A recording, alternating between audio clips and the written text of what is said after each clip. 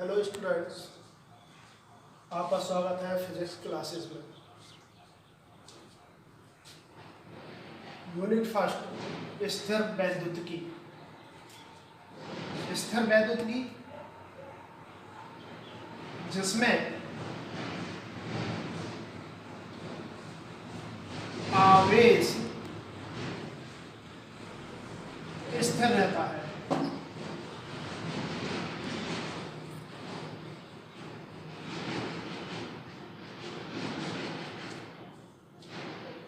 आवेश स्थिर रहता है मतलब आवेश कोई भी गति नहीं करता है। स्थिर वैद्युतिकी को दो यूनिटों में बांटा गया है। पहला चैप्टर है आपका आवेश एवं वैद्युत क्षेत्र, दूसरा है विभव, विभवांतर एवं संधारित्र। तो आज हम आवेश एवं वैद्युत क्षेत्र की बात करेंगे। आवेश किसे कहते हैं? किसी वस्तु का वह गुणधर्म जिसके कारण विद्युत एवं चुंबकीय क्षेत्र उत्पन्न होता है। चुंबकीय क्षेत्र उत्पन्न होता है तथा इसके प्रभावों का अध्ययन होता है, आवेश कहते हैं। बहुत सी बुकों में भी आपने पढ़ा होगा, देखा होगा, या कहीं से आपने और कहीं से भी आपने बहुत सी बातें पढ़ी होंगी। जब हम पेंसिल को सिर में इस तरीके से रगड़ते हैं, रगड़ने के बाद कागज़ के छोटे छोटे हल्के टुकड़ों के पास या तिनकों के पास ले जाएं तो वो तिनके जो है उस पेंसिल से चिपक जाते हैं, जिससे वो पेन जो है वैद्युतमय हो जाती है, जिसका कारण है कि उस पर आवेश आ चुका है। इसी को क्या कहते हैं? आवेश कहते हैं। बात करेंगे आवेश की संकल्पना।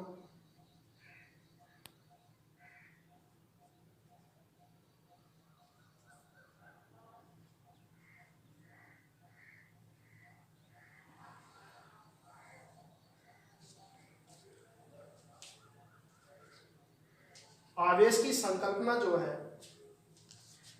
इलेक्ट्रॉनों के आधार पर दी जाती है। इसमें पहला पॉइंट है, इलेक्ट्रॉनों के आधार पर दी जाती है।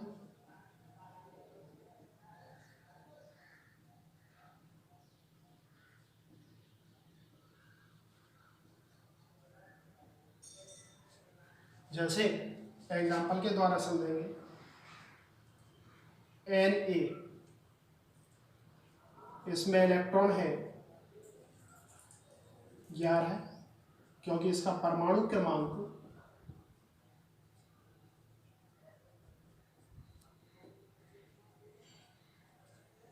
11 होता है। Na, प्रोटॉनों की संख्या भी, यदि इसका इलेक्ट्रॉनिक विन्यास आप करते हो तो कितना होगा? 2 8 1। इसका मतलब क्या है कि ये इलेक्ट्रॉन जो है एक जो है त्याग कर सकता है। एक इलेक्ट्रॉन यदि ये किसी तत्व को दे देता है, या फिर ये 7 इलेक्ट्रॉन ग्रहण करेगा, लेकिन 7 इलेक्ट्रॉन ग्रहण नहीं कर सकता, ये क्या करेगा? एक इलेक्ट्रॉन त्याग करेगा। जब एक इलेक्ट्रॉन की कमी होगी तो इस पर पॉजिटिव चार्ज आ जाएगा। क्या आ जाएगा? पॉजिटिव चार्ज, क्योंकि एक इलेक्ट्रॉन की इस पर कमी हो गई। तो इसकी दूसरी शर्त क्या निकली? इलेक्ट्रॉन की कमी होने पर, इलेक्ट्रॉन की कमी होने पर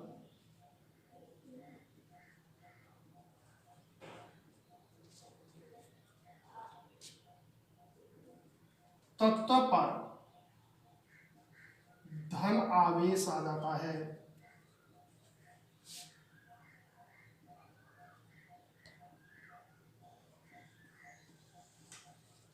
तीसरा इसकी प्रकार Cl, क्लोरीन, इसका परमाणु क्रमांक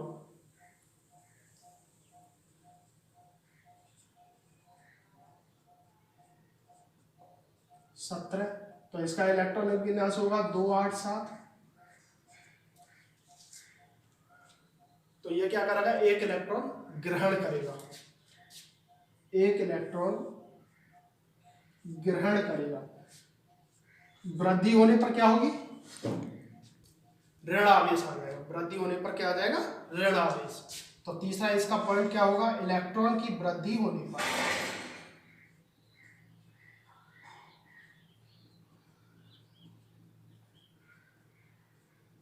तत्व पर ऋण आवेश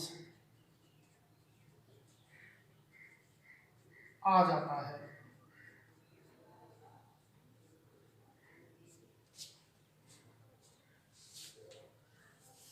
तो आवेश की संकल्पना हम केवल इलेक्ट्रॉनों के ही आधार पर करते हैं, प्रोटॉनों के आधार पर नहीं। एक क्वेश्चन यहाँ पर यह बनता है कि आवेश की संकल्पना जो है हम इलेक्ट्रॉनों के ही आधार पर क्यों करते हैं, प्रोटॉनों के आधार पर क्यों नहीं करते हैं। तो इसका कारण यह है कि जो इलेक्ट्रॉन का द्रव्यमान होता है, प्रोटॉन का द्रव्यमान जो होता है वो 1837 Me, इलेक्ट्रॉन के द्रव्यमान का लगभग 1837 गुना होता है। प्रोटॉन इतना भारी होता है कि इलेक्ट्रॉन का जो द्रव्यमान है उसका 1837 गुना अधिक होता है, जबकि इलेक्ट्रॉन का द्रव्यमान कितना है,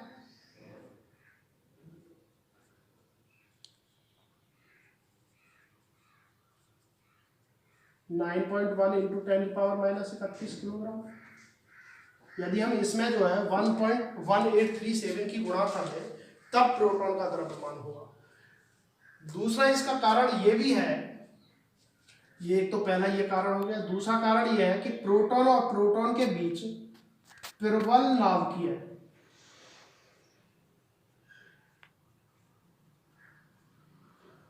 बल लगा होता है।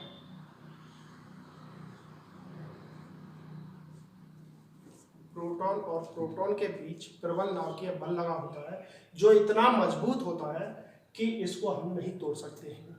यही कारण है कि आवेश की संकल्पना जो है हम केवल इलेक्ट्रॉन के आधार पर करते हैं, प्रोटॉन के आधार पर नहीं कर पाते हैं।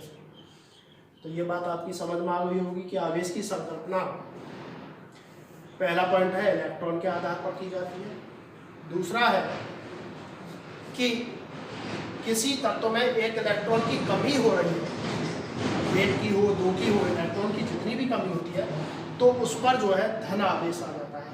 इलेक्ट्रॉनों की कमी होने पर धन आवेश आता है, इलेक्ट्रॉन की वृद्धि होने पर, जिस तत्व पर इलेक्ट्रॉन की वृद्धि होगी वहां ऋण आवेश आ जाता है। तो इससे हम यह कह सकते हैं कि आवेश दो प्रकार का होता है।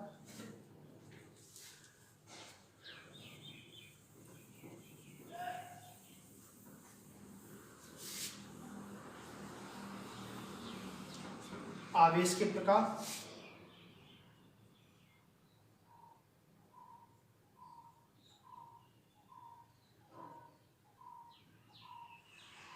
आवेश दो प्रकार का होता है।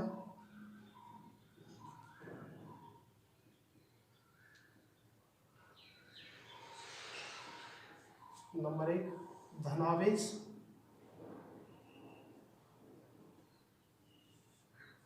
नंबर 2 ऋण आवेश। धनावेश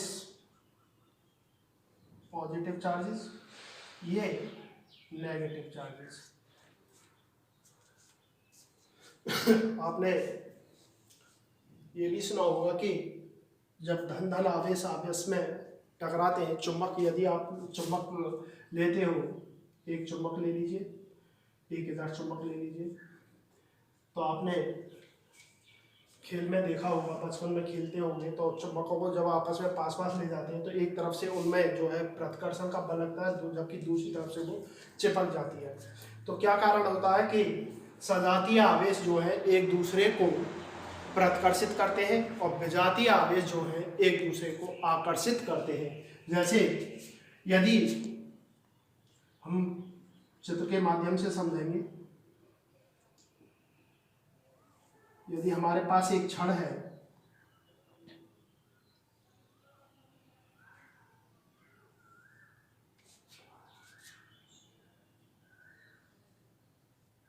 और इसके पास यदि हम धन चुंबक ही ले जाए इस तरीके से, और पहले से ही ये जो है पॉजिटिव चुंबक है,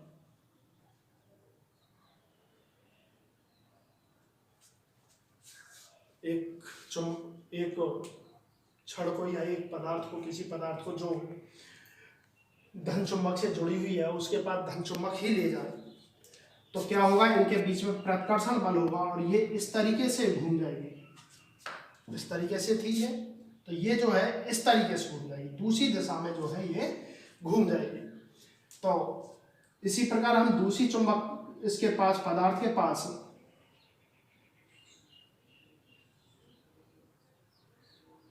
ये धनात्मक पदार्थ है, इसके पास यदि हम ऋण पदार्थ ले जाए तो इसकी गति जो है किस तरीके से हो जाएगी, इस तरीके से। मतलब ये जो है इधर की तरफ आकर्षित होने की कोशिश करेगी, ये प्रतिकर्षण होगा इनके बीच में,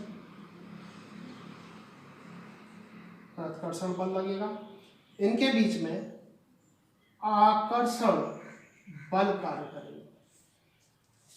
बात समझ में आ गई होगी कि धनात्मक धनात्मक यदि दोनों तत्व हैं या पदार्थ है तो उनके बीच में प्रतिकर्षण बल लगेगा, और यदि एक धनात्मक है और एक ऋणात्मक है तो दोनों के बीच में आकर्षण बल कार्य करेगा।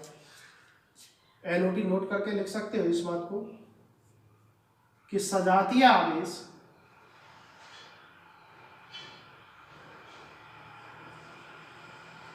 एक दूसरे को प्रतिकर्षित करते हैं,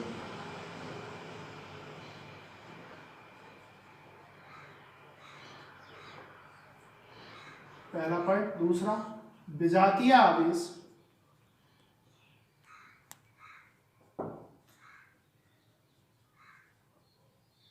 एक दूसरे को आकर्षित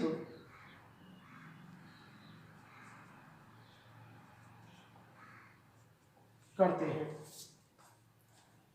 जैसे पॉजिटिव पॉजिटिव है, नेगेटिव नेगेटिव है, तो ये प्रतिकर्षण होगा दोनों के बीच में। यदि एक पॉजिटिव और नेगेटिव है तो इनके बीच में क्या होगा, आकर्षण। समझ में आ गया होगा। आवेश दो प्रकार के होते हैं, एक धनावेश, दूसरा ऋणावेश। सजातीय आवेश एक दूसरे को प्रतिकर्षित करते हैं, विजातीय आवेश एक दूसरे को आकर्षित करते हैं। इसी में एक नेक्स्ट आगे टॉपिक में पढ़ेंगे हम कि आवेश का मात्रक क्या होता है।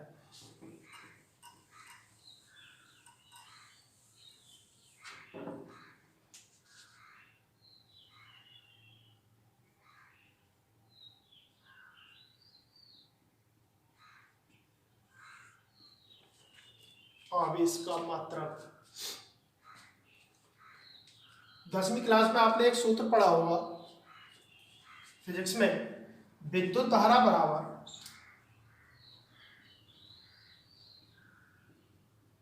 आवेश अपॉन समय। विद्युत धारा किसे कहते हैं, एकांक समय में प्रवाहित आवेश की मात्रा को विद्युत धारा कहते हैं। तो आवेश किसे कहेंगे,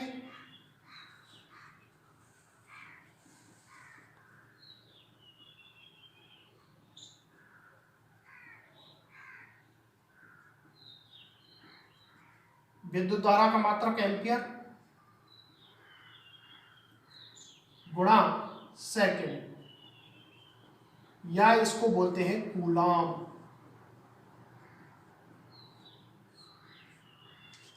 तो आवेश का मात्रक क्या होगा, कूलाम।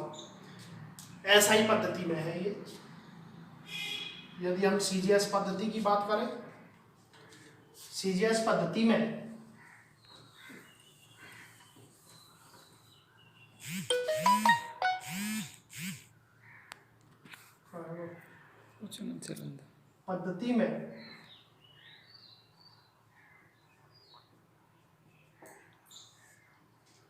इसका मात्रक होता है state coulomb. State coulomb CGS पद्धति में। याद रहेगा, ये सीजीएस पद्धति में इसका मात्रक रहता है स्टेट कूलम। इसी प्रकार इसके अन्य भी और भी मात्रक हैं, अन्य मात्रक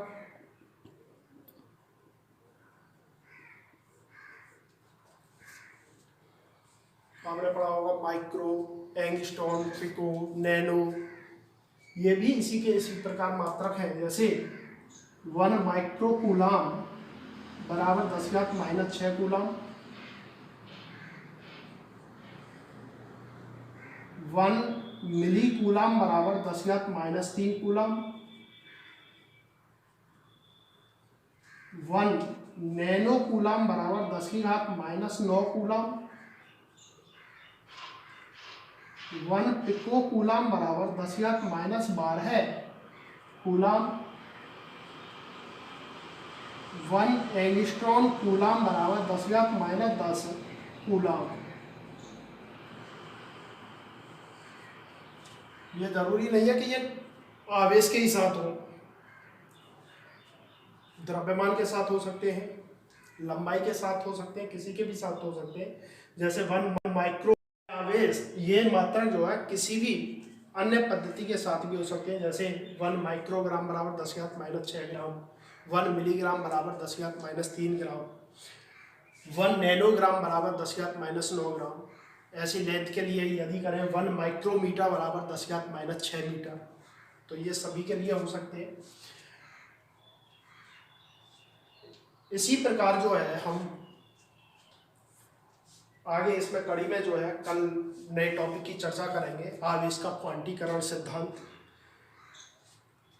आवेश जो है द्रव्यमान पर कैसे निर्भर होता है। आवेश है तो निश्चित है वहाँ द्रव्यमान भी होगा, और द्रव्यमान है तो वहाँ आवेश भी निश्चित होगा। तो हम आगे इसी में कल इस पर बात करेंगे। जब तक के लिए जय हिंद।